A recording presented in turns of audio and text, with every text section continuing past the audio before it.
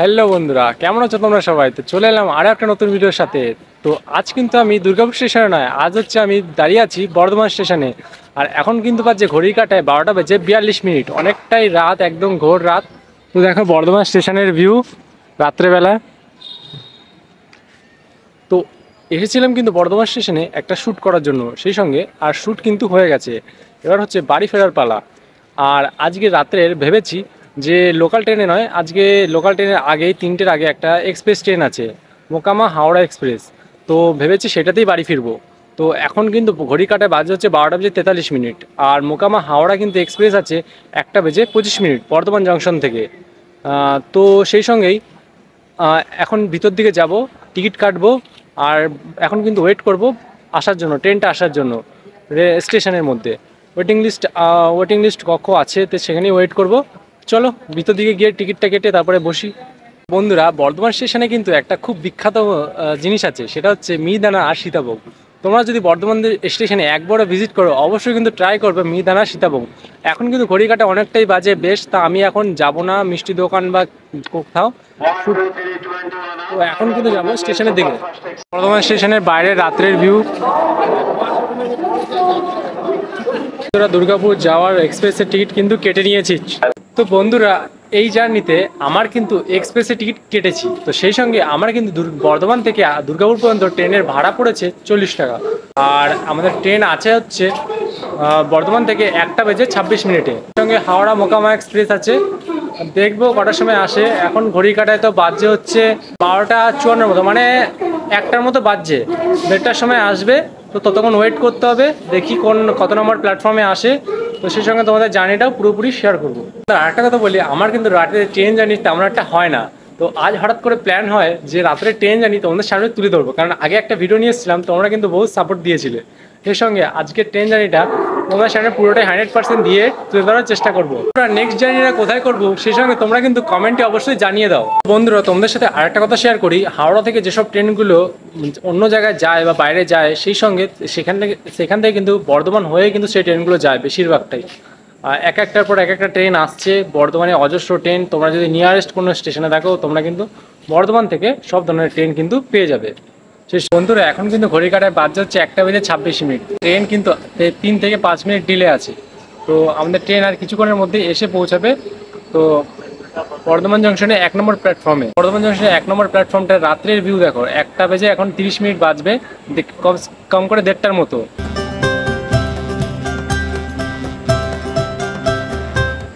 একটার পর একটা কিন্তু ট্রেন কিন্তু এসেই যাচ্ছে। আর যে এদিক থেকে আসছে হাওড়ার দিকে যাচ্ছে, এটা কিন্তু চলছে।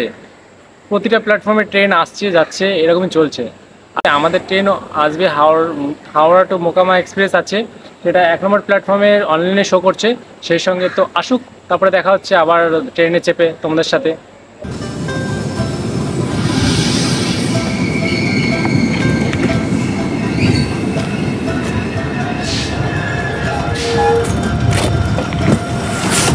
আমাদের ট্রেন কিন্তু দিয়ে দিয়েছে বর্ধমান জংশনে 2 নম্বর প্ল্যাটফর্মে। প্রথমে বলেছিল 1 নম্বর দেবে, তো সেখান থেকে 2 নম্বরে এসছে। আর ট্রেন কিন্তু এখন চলে এসছে সেই সঙ্গে। চলো,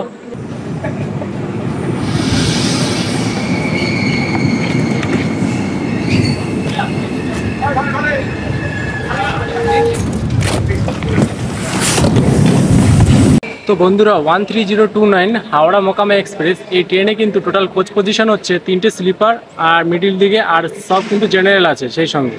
আর বর্ধমান স্টেশনের হল্ট হচ্ছে 5 মিনিটে। তো এখান থেকে 5 মিনিট পর ছেড়ে যাবে।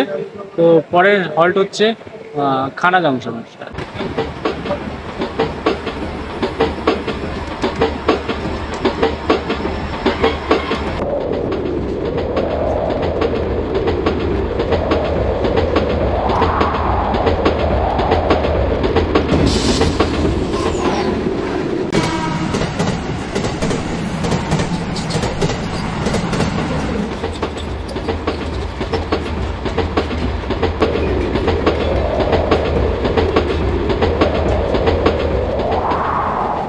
তো বন্ধুরা, এখন কিন্তু ঘড়ি কাটায় বাজছে হচ্ছে প্রায় 2টোর মতো। তো সেই সঙ্গে আমাদের ট্রেন কিন্তু এসে পৌঁছেছে খানা জংশনে। এখানে টোটাল রয়েছে 1 মিনিটের হল্ট। বর্ধমান জংশন থেকে টোটাল 14 কিলোমিটার অতিক্রম করে পৌঁছে গেছে খানা জংশন। সেই সঙ্গে ছেড়েও দিল ট্রেন। চলো, বেশ পুরোই ফাঁকা স্টেশন।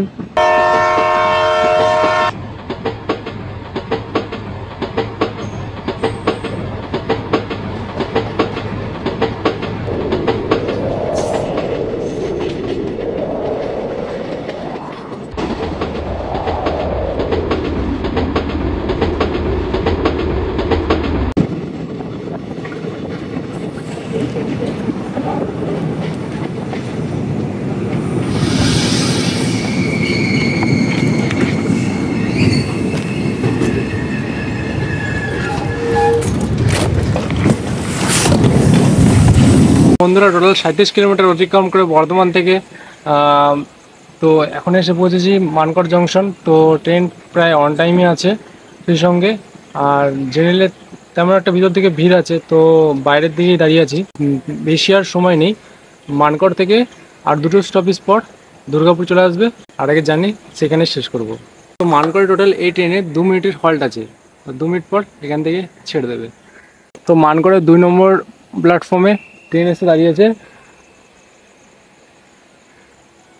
পুরোটাই ফাঁকা, আর ট্রেন সেই সঙ্গে ছেড়েও দিল।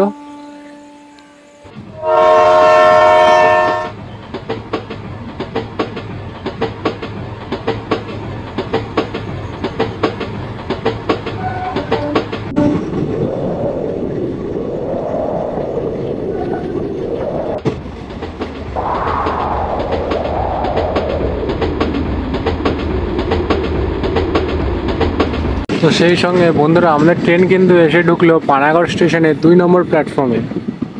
স্টেশন পুরোই ফাঁকা, কোনো মানুষই নেই।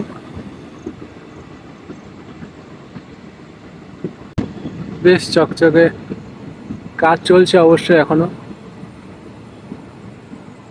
পানাগড় স্টেশনে আমাদের এই ট্রেনের হল্ট আছে টোটাল 2 মিনিটের। সেই সঙ্গে 2 মিনিট পর ট্রেন ছেড়ে পৌঁছাবে অ্যান্ড আমরা পৌঁছে যাবো দুর্গাপুর। বর্ধমান থেকে দুর্গাপুর ট্রেন কিন্তু অন টাইমে চলছে পুরো একদম, আর স্পিড কিন্তু টোটাল বলতে গেলে 100 থেকে 110, কখনো স্পিডও আছে। ছেড়ে দিল, চলো।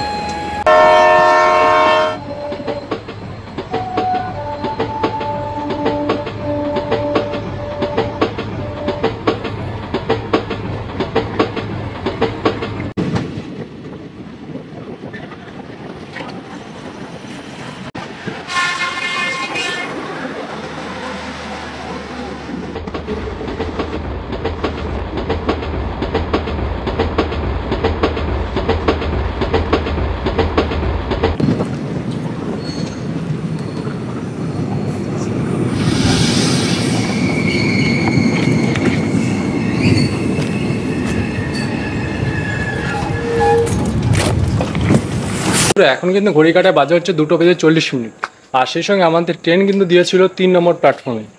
তো 3 নম্বর প্ল্যাটফর্মে নেমেই ভিডিও যখনই শ্যুট করি তখনই চলে আসে এই আরপিএফ। আর আরপিএফ এসেই তো আমাকে যখন গেছিলাম রাত্রে কিন্তু, আর তার আগে বলে দিই, যখন আমি গেছিলাম তো তখন আমাকে কিন্তু বলেছিল যে প্ল্যাটফর্মে কিন্তু ভিডিও শ্যুট করা বারণ আছে। তো সেই জন্য আরপিএফ দেখলে আমি ক্যামেরাটা কিন্তু বন্ধ করে দিচ্ছিলাম, কারণ ধরলে আবার সেই সঙ্গে ঝামেলা।